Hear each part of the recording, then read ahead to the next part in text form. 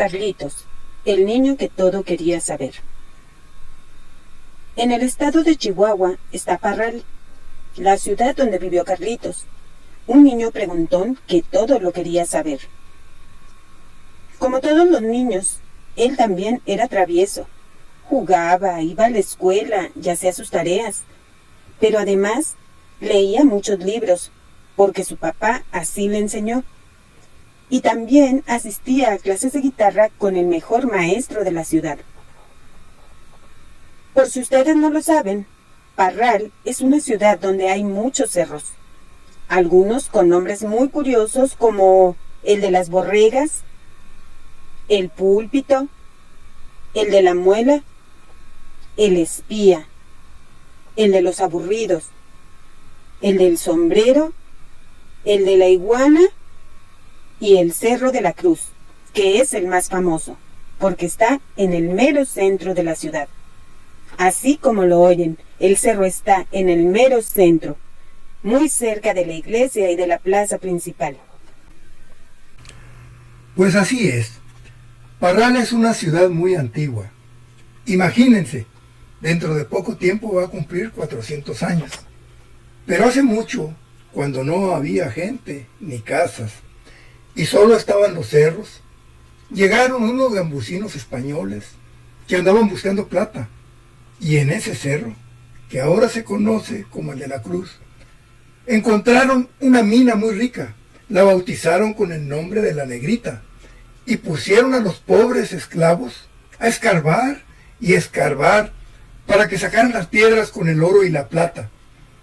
Llegaron más españoles y muy pronto se levantaron casas, unas de adobe y otras de madera, construyéndose luego las iglesias, las calles y las plazas.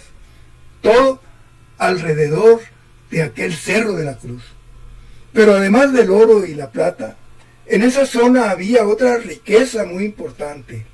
Un gran río que traía mucha agua, que escurría desde la sierra, que se abría camino entre los cerros como si fuera una culebra que zigzagueaba por aquí y por allá.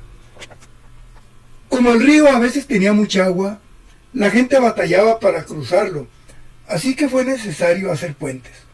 El primero que se construyó recibió el nombre de Caldicanto, porque estaba hecho de cal y de piedra de cantera.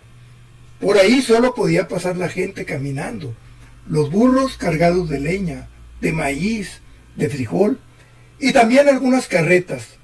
Se estarán preguntando, ¿y por dónde pasaban los carros?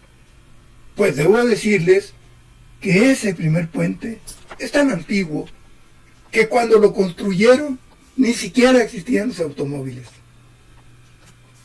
Pues muchos años después, cuando ya había automóviles y hasta aviones, en esta ciudad minera vivió Carlitos.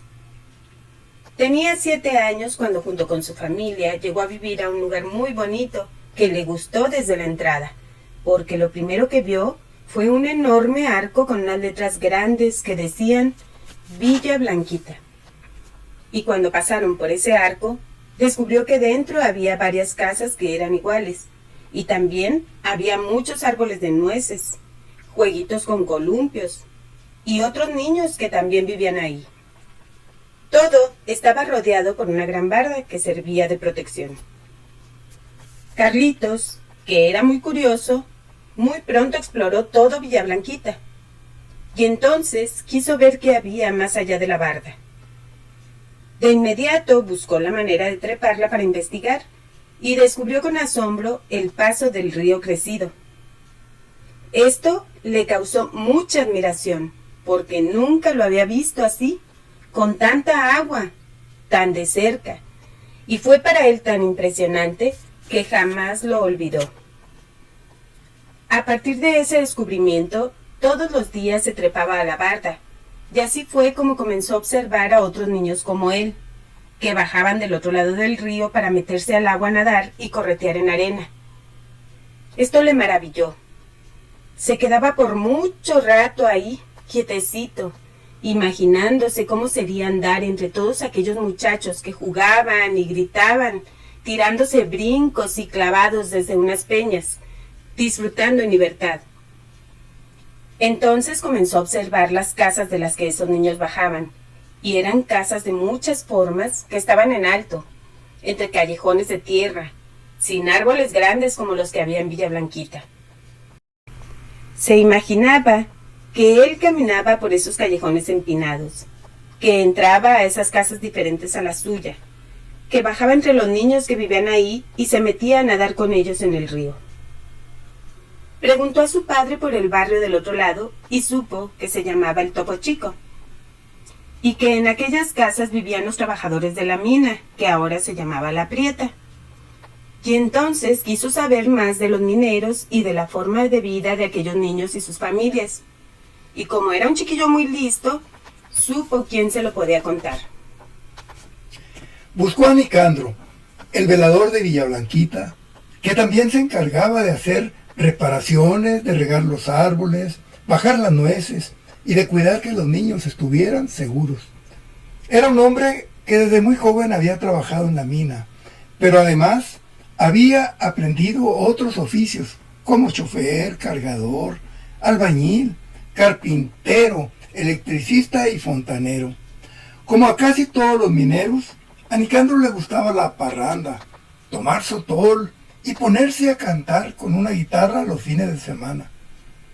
Su esposa había muerto y solo había tenido una hija que ya estaba casada, así que vivía solo en unos cuartos al fondo de Villa Blanquita y tenía toda la disposición para atender su trabajo y también para responderle a Carlitos sus preguntas.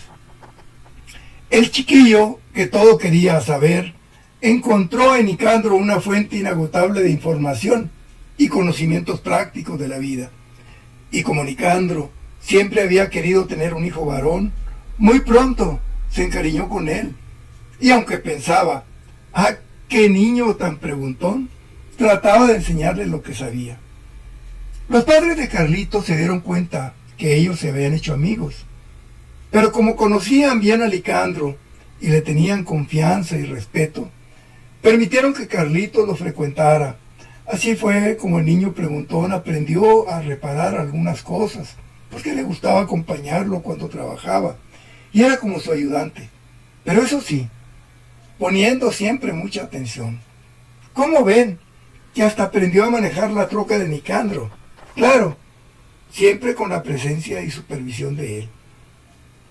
Fue tan cercana la relación que eran como padre e hijo.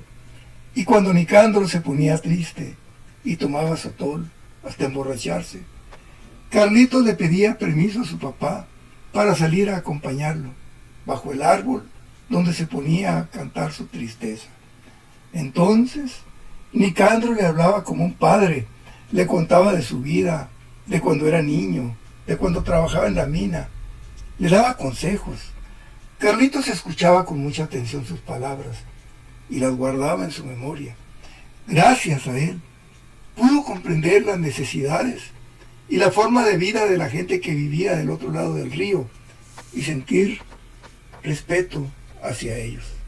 Aquel buen hombre murió cuando Carlitos iba a cumplir 11 años. A pesar de ser un niño, el papá le dio permiso de que asistiera al funeral. Esta experiencia le dejó una gran huella en su corazón. Carlitos creció llevando con él toda esa información y conocimiento que había acumulado en su infancia, de los libros que leía, de la relación con su familia, con sus amigos, de las cosas que observaba, de lo que Nicandro le enseñó, del río, de las minas, de los puentes y de los niños de Parral.